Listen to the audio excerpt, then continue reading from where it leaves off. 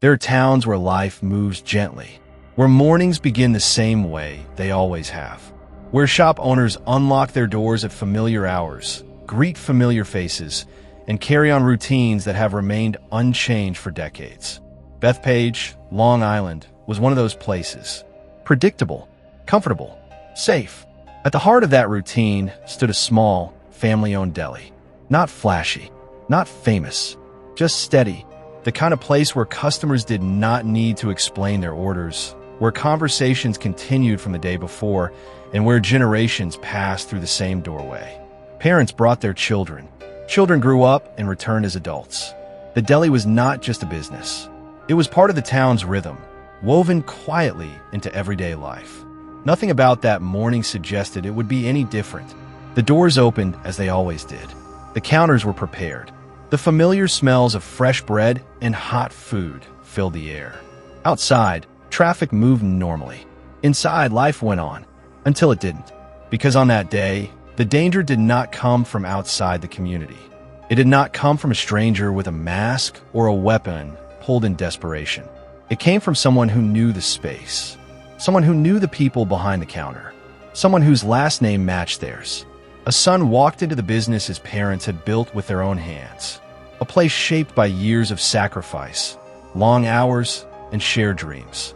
And within moments, the routine that defined that deli collapsed into violence, so sudden and so personal that it stunned everyone who would later learn what happened. This was not a robbery. Nothing was taken. This was not a random act. There was no chaos spilling into the street, no warning signs that passersby could see. What unfolded inside those walls was intimate, deliberate, and irreversible. When news spread, disbelief followed, not just because of the brutality, but because of who was responsible. The idea that a family business could become a crime scene, that parents could lose their lives at the hands of their own child, that a place associated with warmth and familiarity could suddenly represent something unthinkable. In towns like Bethpage, people believe they know each other. They believe proximity equals understanding, that shared history equals safety. This story would challenge all of that, because this is not just a story about murder. It is a story about fracture, about tension that builds quietly behind closed doors, about resentment that grows unseen, and about the moment when something inside a person breaks, changing countless lives in a matter of minutes. If you're drawn to real-life stories that go beyond headlines, stories that examine not just what happened, but how and why, make sure you subscribe to Real Crime Saga and turn on notifications. We don't rush these stories. We unpack them carefully, respectfully, and completely, so you never miss the full picture. What happened inside that deli would ripple far beyond its walls.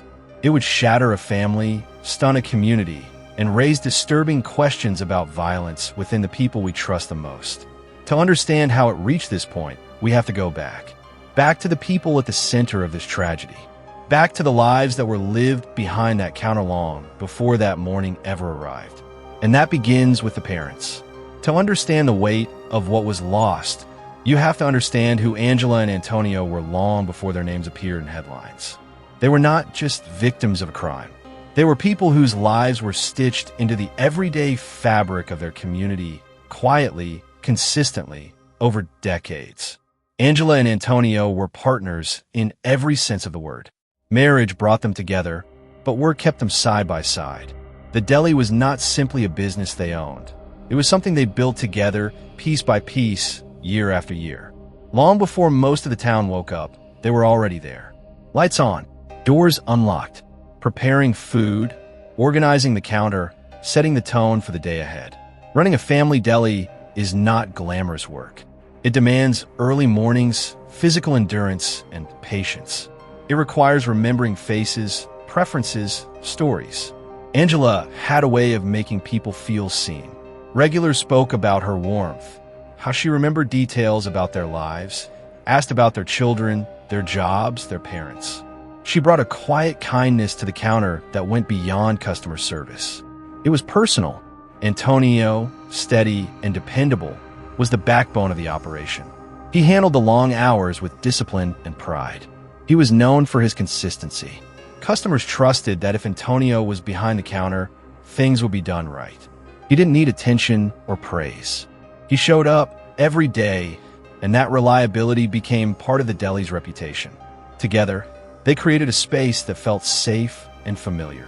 For some customers, stopping by the deli was less about the food and more about the connection.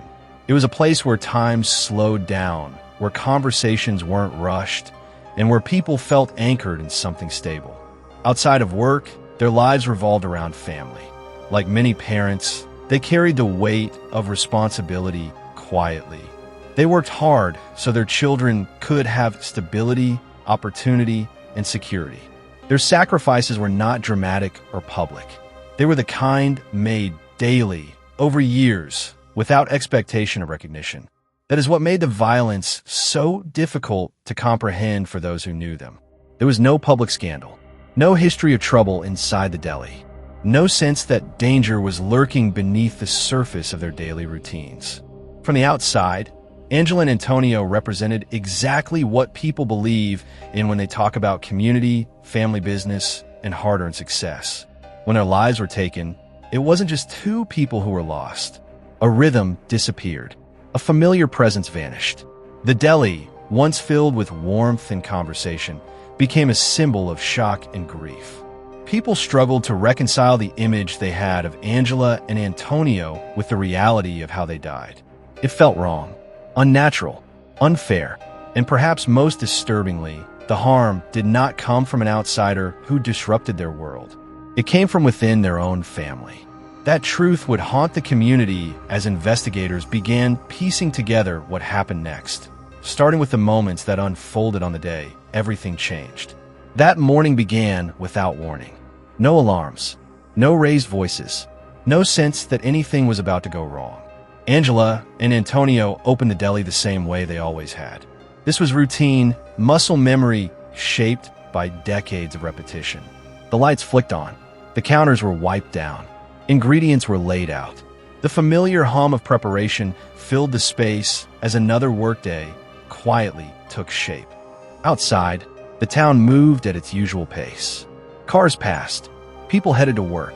Some customers stopped in, greeted with the same nods and brief exchanges that defined so many mornings before.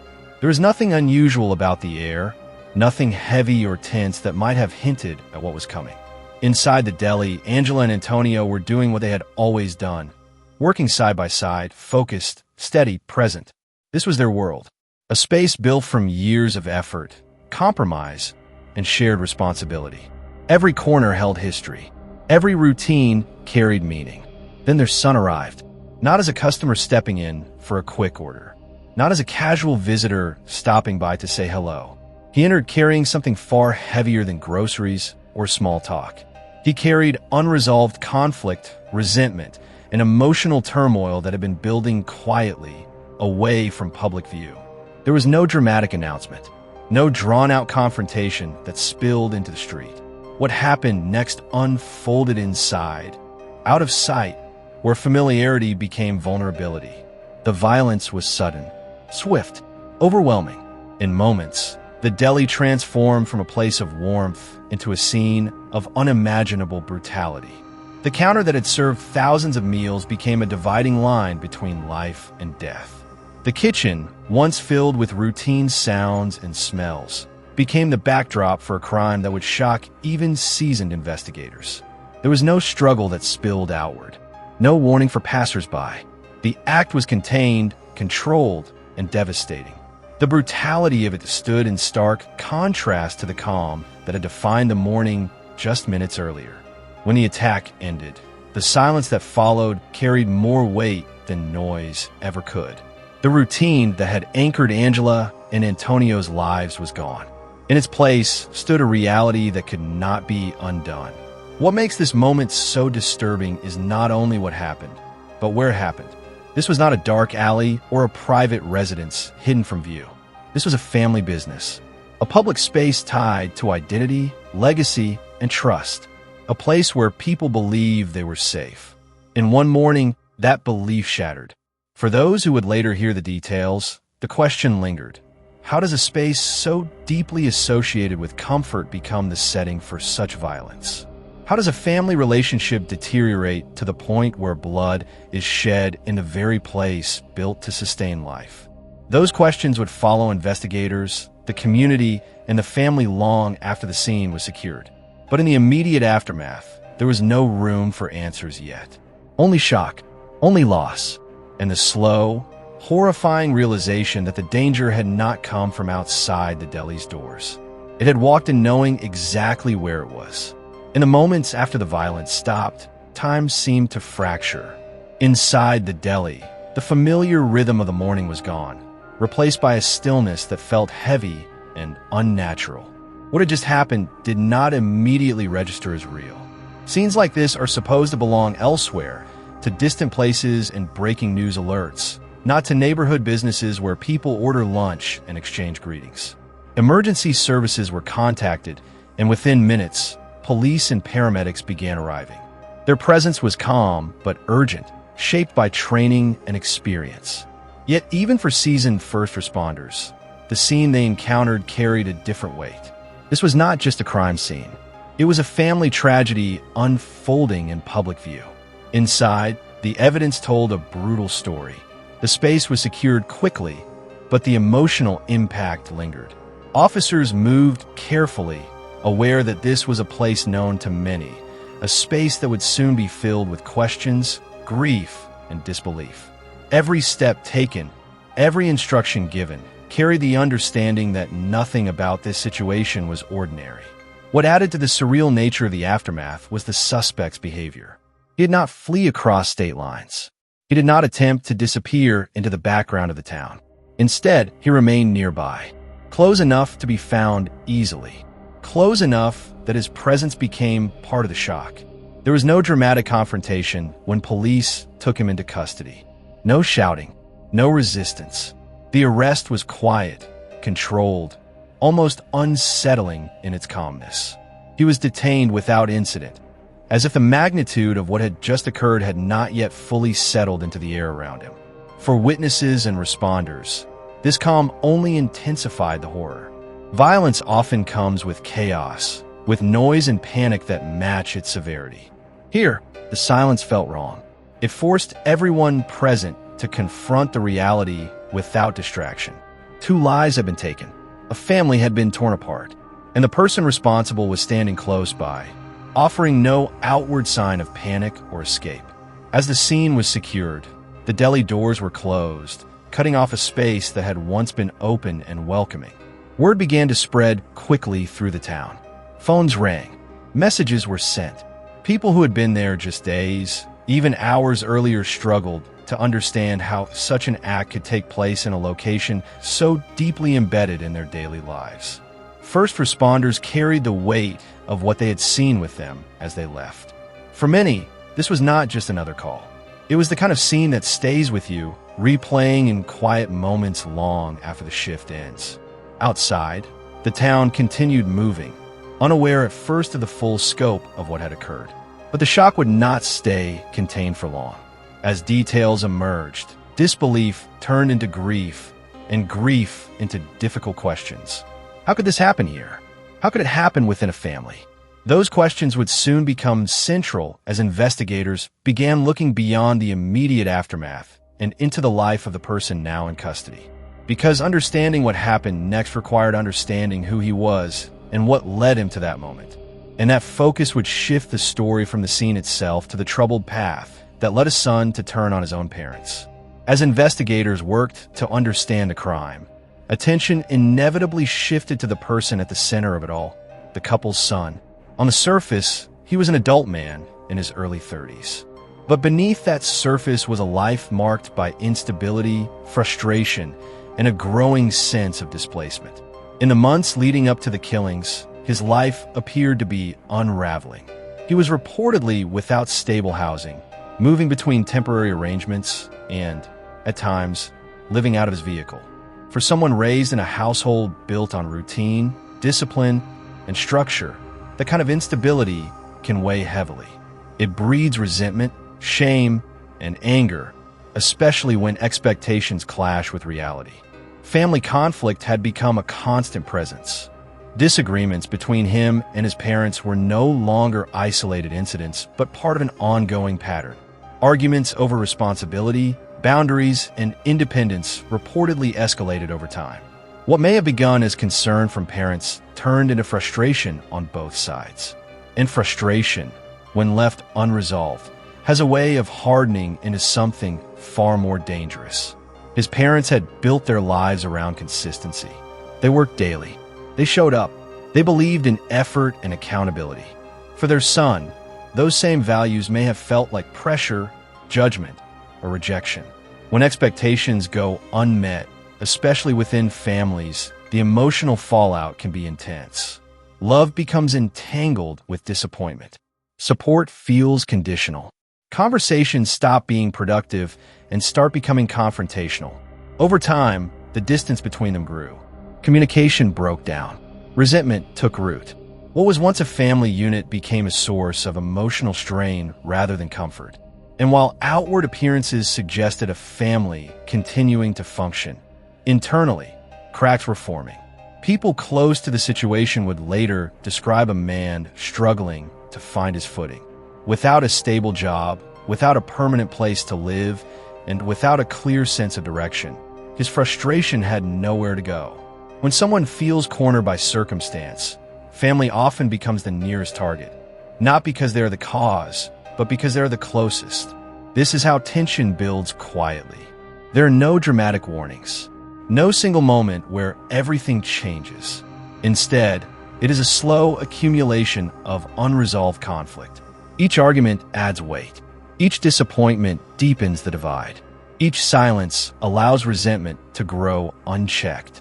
Inside families, these pressures can go unnoticed by the outside world. Friends, customers, neighbors see routine and normalcy. They don't see the arguments behind closed doors or the emotional distance growing day by day. And by the time the strain becomes visible, it is often already too late. In this case, whatever internal battles he was fighting did not stay internal. They spilled outward in the most devastating way possible. The deli, once a symbol of stability, became the stage where years of tension reached a breaking point. Understanding who he was does not excuse what he did, but it helps explain how a situation can deteriorate so completely without intervention. It forces us to confront an uncomfortable reality. Sometimes the most dangerous conflicts are the ones that unfold slowly, quietly, and within the walls of a family. And as investigators began to piece together his background, those quiet years of tension became a critical part of understanding how this tragedy came to be.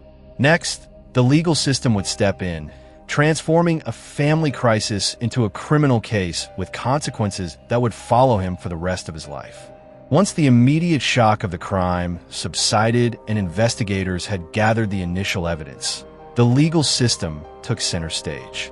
What unfolded next marked the transformation of a private family tragedy into a public legal battle, one that would be scrutinized not only by those involved, but by an entire community still reeling from disbelief.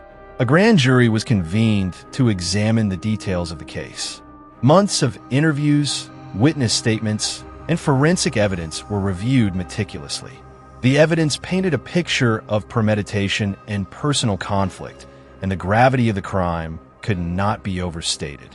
When the grand jury returned its decision, it issued an indictment against the accused son, formally charging him with multiple counts of murder, including first-degree murder. The charges reflected both the brutality of the act and the intimate, familial nature of the crime. In the eyes of the law, this was not just a violent act. It was a deliberate and devastating violation of trust, the kind of act society seeks to punish most severely. Court proceedings began with a sense of tense solemnity. In his first appearance, the accused entered the courtroom under tight security. He was quiet, composed in appearance, though the weight of the indictment hung over him like a storm cloud. When asked to enter a plea, he declared himself not guilty.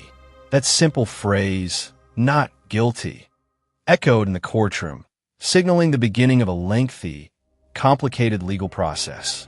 Prosecutors made their intent clear from the outset. They were prepared to present a full case that would leave no detail unexplored. Witness testimony would recount the tensions leading up to the incident, the circumstances of the attack, and the personal nature of the violence. Physical evidence would be examined, from forensic details to crime scene analysis, all contributing to a narrative that prosecutors intended to establish beyond a reasonable doubt. Their goal was to ensure that justice for the victims, Angela and Antonio, would be pursued with the full force of the law. Meanwhile, the defense began constructing its own strategy. Their challenge was formidable. They would attempt to examine the accused's state of mind, question the interpretation of evidence, and explore whether mitigating circumstances might provide context, if not justification. In these early stages, the courtroom became a battleground of narratives, one emphasizing accountability and the calculated nature of the crime, the other seeking understanding and context for actions that shocked an entire town. For the community, the courtroom became the next stage of this tragedy. Residents who had once visited the deli daily now watched as legal proceedings unfolded with intense scrutiny. Each hearing, each motion, and each public statement became another step in the public reckoning with an event that was deeply personal, profoundly shocking, and far-reaching in its consequences. This stage of the story also illuminated how society responds to acts of violence within families. It was no longer a private grief. It was a matter of law, justice, and the ethical responsibility of courts to examine facts, weigh evidence, and determine accountability. The indictment and court proceedings ensured that the story of the tragedy would not end in silence, but instead be tested under the scrutiny of justice. And while the courtroom became the center of attention, outside its doors, the questions remained. How could this happen? How did a son reach the point of turning on his parents in such a violent way? The answers would begin to emerge, slowly, as investigators and the legal system continued their work, revealing details that were at once painful, complex, and illuminating about the fragility of family, trust, and human relationships. Next, we will explore how the community responded to this shocking crime, and how the lives of everyone connected to the victims were forever altered. In the wake of the crime, the town of Bethpage struggled to reconcile the ordinary life they had known with the extraordinary violence that had struck at its heart. Days after the incident, the streets were quieter than usual, not because of fear of strangers, but because the sense of safety that had always been taken for granted had been irreparably shaken. Customers, friends, and neighbors poured their grief into gestures of remembrance. Flowers appeared outside the deli, delicate memorials of color and scent set against the backdrop of a place that had once been so familiar, so comforting. Notes were left, handwritten messages expressing sorrow, disbelief, and condolences. Some recounted fond memories of the victims, laughter shared over sandwiches, conversations about life's mundane details, and small acts of kindness that had quietly defined Angela and Antonio's presence in the community. The deli itself, once a hub of daily life, now stood as a solemn symbol of what had been lost. The windows, which had reflected smiles and friendly greetings for decades, now reflected grief and a community attempting to come to terms with tragedy. Every passerby, every familiar face that stopped by, felt the absence of the couple deeply. They were more than business owners. They were anchors of continuity, threads in the town's social fabric, and people who had made strangers feel like family. Shock initially dominated the community's response. Many struggled to believe that the violence had come from within the family itself. Families who had walked into the deli just days before now confronted an unsettling truth. Violence is not always external. Threats and harm can originate from those we trust most, from those closest to us, and sometimes from those we love. This realization forced residents to reconsider assumptions about safety, trust, and the hidden complexity of familial relationships. Local residents shared their reflections and conversations that were at once personal and collective. For some, there was anger directed at the perpetrator, but also at the sense that warning signs might have gone unnoticed or ignored. For others, There was sorrow that stretched beyond the immediate family, encompassing a broader network of connections formed through shared meals, laughter, and years of daily interaction. Grief became a shared experience, binding the community together even as it fractured the sense of normalcy they had relied upon. Community leaders and town officials worked to provide support, encouraging neighbors to process the tragedy while maintaining routine where possible. Yet the psychological weight of a family murder within a familiar space lingered. The incident was a stark reminder of the fragility of domestic life and the unpredictable nature of human behavior. It also illuminated a difficult question. How can a community heal when the harm originates from within its own nucleus? Counselors and support networks began to offer resources to those affected, including employees of the deli, longtime patrons, and neighbors who had witnessed fragments of the unfolding crisis. Everyone grappled with the same unsettling reality. Familiarity does not always equal security. The reaction of the town of Bethpage underscored the deep emotional resonance of the crime. This was not simply the loss of lives. It was the loss of safety, trust, and a sense of continuity. A place that had nurtured generations now became a site of memory, grief, and reflection. A reminder that tragedy can strike in the spaces we hold most dear, and that community, while resilient, is forever altered when innocence is breached by betrayal. Next, we will examine how the legal process moved forward, detailing the steps taken by prosecutors and the defense as the case against the son progressed through the courts. As the initial shock of the crime began to settle, the story shifted from the raw horror of the deli to the deliberate, measured world of the legal system. The accused son remained in custody, confined under strict supervision, a constant reminder that the consequences of his actions were only just beginning. For the people of Bethpage, this phase of the tragedy brought a new kind of tension, the slow passage of justice, where every hearing and motion was a reminder that the pain had no immediate resolution. Prosecutors worked meticulously, as though reconstructing a fragile puzzle.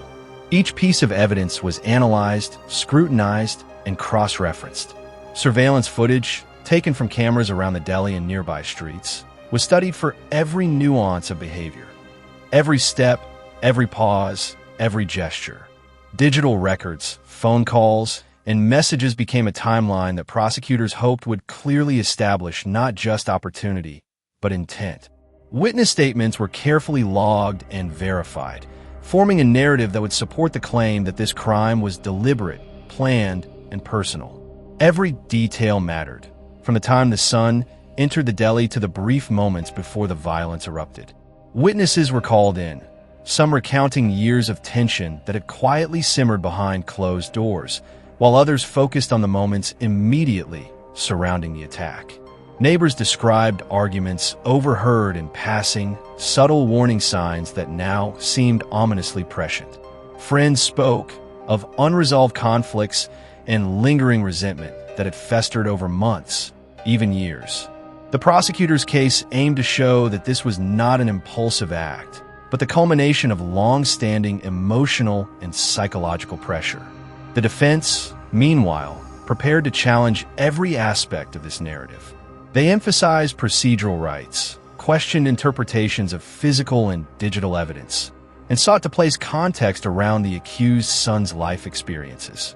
His struggles with housing instability, personal setbacks, and feelings of displacement became focal points for the defense, which argued that these factors might shed light on his mindset at the time. In the courtroom, the clash between prosecution and defense unfolded like a slow-motion battle over both facts and perception. Because of the gravity of the crime, the court proceedings moved cautiously. Each hearing, each filing, each motion was deliberate, measured, and procedural. Unlike the sudden violence that had rocked the community, the judicial system operated at its own pace, a pace that often feels frustratingly slow to those outside it. For surviving family members, each day in court was another day without closure, another day to relive the horror through testimony, evidence, and public scrutiny. The pain, grief, and shock of the tragedy were amplified by the weight. The community's attention remained fixed on the case, with residents following news reports, updates, and court filings. This was more than curiosity. It was a collective need to process and understand. People who had once walked into the deli daily, sharing friendly greetings and small talk, were now forced to confront a painful truth. Violence does not always come from strangers. Sometimes it comes from the people we know best, the ones we trust most, and sometimes it comes from within our own families. Even as legal arguments continued, the emotional aftermath persisted. For neighbors and friends, seeing the accused move through the court system was surreal. A man they had known, or at least seen regularly, now at the center of a murder trial. For surviving family members, the courtroom became a place of reflection, grief, and complex emotion. There was no relief, no resolution, only the slow, painstaking march of justice and the hope that accountability could bring some measure of closure. This stage of the story also highlighted broader societal questions: how families deal with long-term tension, how warning signs are interpreted or ignored, and how tragedies can emerge when private conflict becomes public violence. The case moving forward reminded everyone that justice is not immediate, that the law takes its time, and that while evidence can be weighed, grief and loss cannot be fully measured or resolved. The courtroom, in this way, became the next stage of the tragedy, a place where the community's shock, the family's grief, and the legal system's methodical process collided. And yet, as the proceedings continued, one reality remained clear. The ripples of that one violent morning would extend far beyond the legal resolution. Relationships were broken, trust had been shattered, and the town of Bethpage would never again view its familiar spaces, its neighbors, or its routines in the same way. Next, we will conclude this story, reflecting on the human consequences of domestic violence, the lessons it leaves behind, and the lasting impact on the family and community, offering viewers both understanding and a sobering awareness of how fragile life and trust can be. When we step back from the immediate horror of Bethpage's tragedy, we are forced to confront a larger, uncomfortable reality. Family violence is often hidden in plain sight, quietly unfolding behind doors that appear ordinary, safe, even comforting. Homes, by design, are meant to be sanctuaries, places where trust is assumed, where love is taken for granted, and where protection is guaranteed. Yet, in too many cases, the very walls that shelter and nurture can also conceal tension, resentment, and escalating emotional turmoil. The Teep family tragedy, and now this case in Bethpage, force us to acknowledge that violence can emerge not from strangers, but from within the most familiar and intimate spaces of our lives. The events that unfolded in the family-owned deli did not happen spontaneously. They were the culmination of years, perhaps even decades, of unresolved tension, private grievances, and emotional strain that quietly accumulated until the pressure reached a breaking point. In families, minor disagreements often begin as small irritations, everyday misunderstandings, or personality clashes. Over time, if these conflicts are not addressed, they can fester, deepen, and transform into more serious discord. Resentment, once buried beneath civility and routine, may grow silently, influencing behavior and distorting relationships in ways that outsiders rarely perceive. What is private is often invisible, and by the time warning signs are noticeable, it may already be too late. Unaddressed, mental health struggles often intersect with these tensions. Feelings of isolation, depression, anxiety, and frustration can combine with unresolved family conflict to create a dangerous internal environment. Individuals may struggle with personal identity, feelings of inadequacy, or persistent instability, and without support, these pressures can manifest in destructive, sometimes violent behavior. In the case of the son in Bethpage, reports of homelessness, personal setbacks, and growing estrangement suggest a combination of social and emotional stressors that collided tragically with family conflict. While these factors do not excuse violence, they help explain how a long-standing pattern of tension can escalate into irreversible acts of harm. The community's reaction also underscores the difficulty of intervention. Friends, neighbors, and extended family members may notice subtle signs: tension in conversations, occasional arguments, withdrawn behavior. But without clear evidence of imminent danger, the situation can appear manageable, even ordinary. Society often assumes that families can resolve their private disputes internally, leaving those outside with little reason to intervene. Tragically, this perception of normalcy can mask an escalating problem, allowing small conflicts to grow unchecked until they erupt in violence.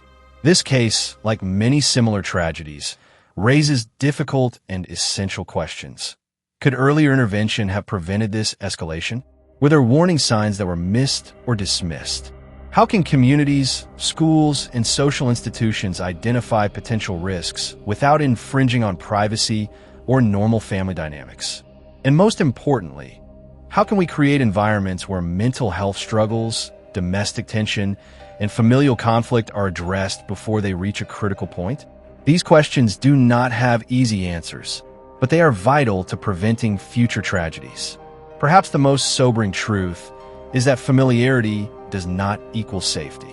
People tend to trust their family members implicitly, believing that proximity and love inherently guarantee protection. But as this case demonstrates, unresolved conflict, long-standing resentment, and untreated emotional or psychological challenges can, in rare but devastating circumstances, turn familiar spaces into sites of danger. It is a chilling reminder that the most destructive violence can come not from strangers, but from those we know and love most. The story of Angela and Antonio, and the son who turned against them, serves as a cautionary tale on multiple levels. It underscores the importance of awareness, open communication, and proactive support networks within families.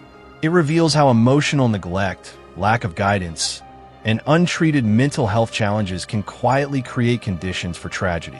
And it reminds communities that vigilance, empathy, and intervention, though uncomfortable, are necessary tools in protecting vulnerable individuals before conflicts escalate. For viewers, this reflection goes beyond the crime itself. It challenges us to reconsider how we engage with families, neighbors, and community members. It emphasizes the value of listening, noticing, and responding to subtle signs of distress, tension, or conflict. And it serves as a reminder that while tragedies like this may be rare, their emotional and social repercussions ripple far and wide, leaving communities forever altered and families irrevocably changed. In the final section, we will close the story with a reflective outro, inviting viewers to consider the human cost, the lessons to be learned, and the lasting impact on both family and community, leaving a sobering awareness of the fragility of trust, the complexity of familial relationships, and the imperative of early intervention. As we come to the close of this story, it is impossible to overstate the human cost of what happened in Bethpage. 2 lives were lost, Angela and Antonio, a couple whose days were defined by routine, hard work, and devotion to each other and their community. Their absence leaves a void that can never be filled. A family has been irreparably fractured, leaving surviving relatives to navigate grief, shock, and a profound sense of betrayal. And the community, once secure in its familiar rhythms, now carries a lingering awareness that tragedy can strike from within, reshaping everything they once assumed about safety and trust. This is not simply a story of crime or statistics. Behind the headlines are human lives, relationships, and emotions that have been forever altered. The violence did not occur in isolation. It erupted within a family, the very space where love, nurture, and protection are meant to thrive. The shock comes not only from the act itself, but from a knowledge that the danger came from someone intimately known, someone who should have been a source of care rather than harm. This is the stark, sobering reality of domestic violence, where familiarity does not guarantee safety and unresolved conflict can escalate into irreversible tragedy. For viewers, the story of Bethpage challenges us to think beyond sensational details and examine the broader implications. How often do we overlook subtle signs of tension within families? How often do resentment, frustration, or untreated struggles simmer quietly, unnoticed until they erupt? While we cannot always prevent tragedy, awareness and early intervention can sometimes make a difference. Communities, families, and friends play a crucial role in observing warning signs, encouraging open communication, and ensuring that those struggling receive support before conflict reaches a critical, irreversible point. It is also a call to reflection. Consider the relationships in your own life, the signs of stress or distress that may be present but hidden. Consider how misunderstandings, resentment, or unspoken grievances can grow over time. This case reminds us that violence is not always external, that conflict left unchecked within families can have catastrophic consequences, and that vigilance, empathy, and action matter, sometimes more than we realize. As this case continues through the legal system, the story is far from over. Court proceedings will unfold, evidence will be presented, and decisions will be made that may bring a measure of justice. Yet, even with legal resolution, the emotional aftermath will endure. Families, communities, and individuals affected by this tragedy will carry its weight for years to come. We invite you, our viewers, to reflect thoughtfully on the story you've heard today. Share your thoughts respectfully in the comments. Engage in discussions about the warning signs of domestic violence, and consider how awareness and empathy can prevent similar tragedies in your own community. If you want to follow this case and countless other real-life crime stories with in-depth analysis, make sure to subscribe to Real Crime Saga, turn on notifications, and stay with us as we continue to explore the details, uncover motives, and follow justice where it leads. Every story here is more than a headline. It's a chance to understand the human experiences, the warnings, and the lessons that can help protect families and communities everywhere. Because behind every tragedy are people, lives, and lessons that deserve to be remembered, reflected upon, and acted upon. Stay vigilant, stay informed, and above all, stay compassionate.